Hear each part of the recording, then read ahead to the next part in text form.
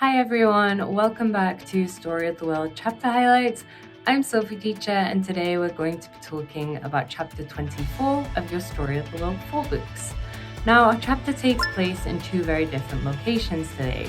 The first part of our chapter talks about Egypt and the issues with British rule there, and the second half talks about the rise of fascism in Italy. Now let's get started. So, at the very start of our chapter today, we are in Egypt. Now, in Egypt at this time, there was a Khedive. A Khedive is a leader, but they were under British rule. There was a British consul general who was in charge of them, and they had to follow what the British said. Now, at this time, the Khedive was Abbas II. Abbas didn't like the British, and he had seen Cairo, his city, be taken over by the British, and he really didn't want to follow what they said, and he wanted to do his own thing. But the British weren't very happy with this, and they really, were very strong against him in Egypt. The British were really interested in Egypt because of the Suez Canal. The Suez Canal was the canal that went between the Mediterranean Sea and the Red Sea. And this was a really important trading route, which is why they were interested in it. Now, around this time, it was around the start of World War I, Egypt and the Ottoman Empire had very close ties. Both were Muslim nations and both, were very close to each other just across the Mediterranean Sea. But because the Ottoman Empire was on the other side to the British during World War I, the British declared that Egypt would no longer have any ties to the Ottoman Empire. Now, at this time, Abbas, recently he'd suffered, an attack. Someone had tried to assassinate him because they said he was, being too kind to the British and following their rules too much. So while he recovered, he ended up going to the Bosphorus area, which is in the Ottoman Empire.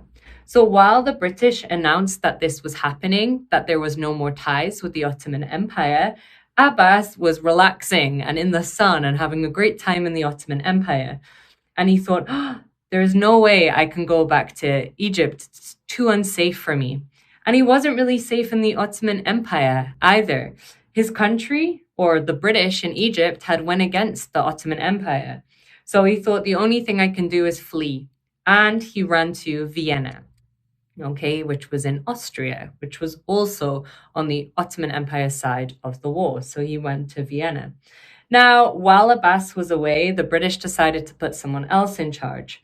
And that was Abbas's own uncle, who was Sultan Ahmad Fuad. He became Sultan. Sultan is just another word for a religious leader, specifically a Muslim ruler.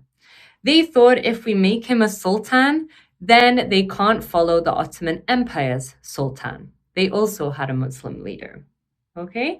Now, 3 days after World War I ended, a group of people came together, the patriots we can call them, and they went to the British government in Egypt. And they said, okay, we'd like to go on a Wafd. A Wafd was a diplomatic visit. They wanted to go to London.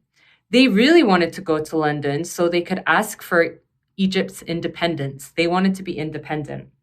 Now, the government in the soldiers and the consul, the British generals who were in Egypt at this time, knew this would happen. So they decided to arrest this group, the group of patriots. And this did not go down well in Egypt. People started to boycott. Students wouldn't go to school anymore. People weren't going to their jobs.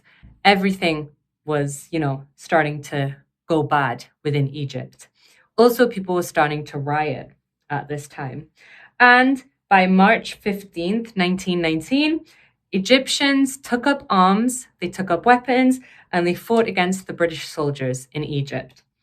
It's important to remember this is one of the first times that Egyptian women had also taken part in this kind of activism and this kind of fighting, which is really important to make note of.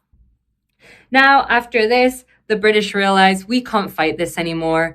We can't fight Egypt. So by February 28th, 1922, the British signed away Egypt and it became independent. So Sultan Ahmad Fuad ended up becoming King Fuad I of Egypt, and Egypt was free. Now, this didn't necessarily mean that Egypt became peaceful. There became a power struggle, a three-way power struggle. So before we mentioned the Wafd, which was the diplomatic visit, a new political party came together and it named itself Wafd after what had happened here. And it was a very nationalistic party.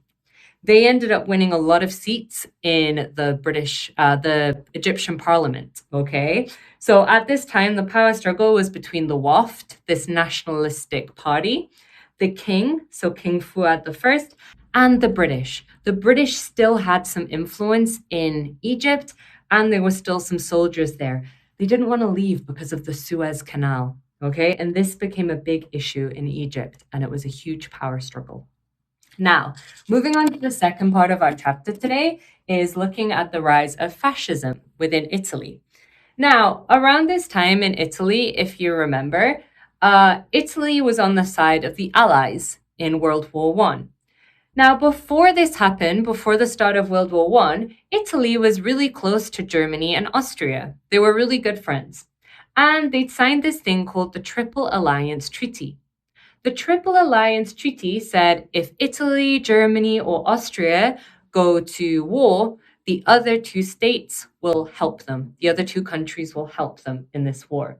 Okay? So when World War I began and Germany and Austria had declared war on, Serbia, and they were all fighting, but they were on the same side, Italy ended up breaking this agreement and they sided with the Allies. So Great Britain and the United States and France. Now, obviously, Germany and Austria weren't very happy about this. And Italy thought, we'll be able to get a lot from the Allies. And they even made a treaty with the British in 1915 that said, okay, if we help the Allies, we will be able to get some land, specifically along the Adriatic Sea. Okay, so they really wanted that land. But by the time World War I ended, okay, the Allies didn't trust Italy. Because they had originally been close to Germany and Austria, they really weren't, trusted. At this time, Vittorio Orlando was the Prime Minister of Italy. And he became very unpopular because of everything that was happening at the end of World War I. He went to the signing of the Peace of Versailles. But as we know, and what you might remember, is the British, the United States, and France, they really took over that meeting and they made a lot of decisions. And Orlando came away and he thought, I didn't really get anything from that. Because they didn't trust Italy. They really thought Italy would go back to being close to Germany and Austria. So Italy didn't get much land. They didn't get the land promised by Great Britain in the treaty that they'd signed. And also 500,000 Italians had died during World War I. So this altogether made him really unpopular. And he ended up resigning. Okay? Now, at this time, while he resigned, there was another person, a young man who was rising up to power in Italy. And his name was Benito Mussolini. Mussolini was young, around 24 years old. He had fought a little in World War I, but he'd been injured and came home in 1917. He had grown up very poor in Italy, and he saw all of the issues that Italy was going through. Even at this time, Italy was ruled by a king, and the kings were fighting, and, they were assassinated and killed, and there was lots of political turmoil, even to the point that Italy had around 3 or 4 different prime ministers in 4 years. So there was a lot of issues. And Mussolini wanted Italy to have a strong government. And when he saw the chaos in Italy, he wanted to do something about this. So he ended up publishing a newspaper, which was called The People of Italy. The People of Italy. Now, Mussolini thought, okay, if we have a strong government, okay, if we're really strong, then our government has to be the most important thing. Okay? Individuals don't matter. The individuals must work for the government. They must work towards making the country strong. Okay? That was what he saw. That was his most important thing. And he also thought if there's a really strong leader in this strong government, then the whole country can be strong. Mussolini really looked up to Rome, how Rome had been in the past, and the Roman Empire, and he really wanted Italy to get back to that. So he had these band of brothers who later became known as the fascists.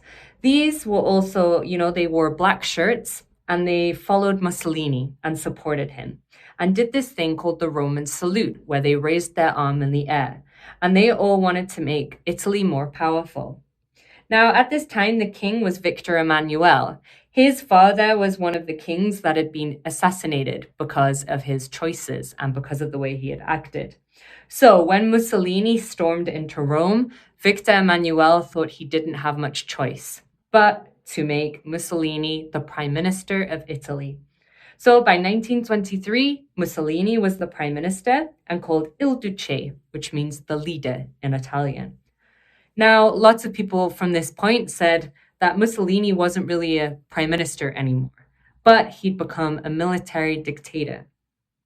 And he would end up leading Italy for 21 more years, and he's going to become a really important figure when we start talking about World War II. Okay, well done, everyone. See you next time.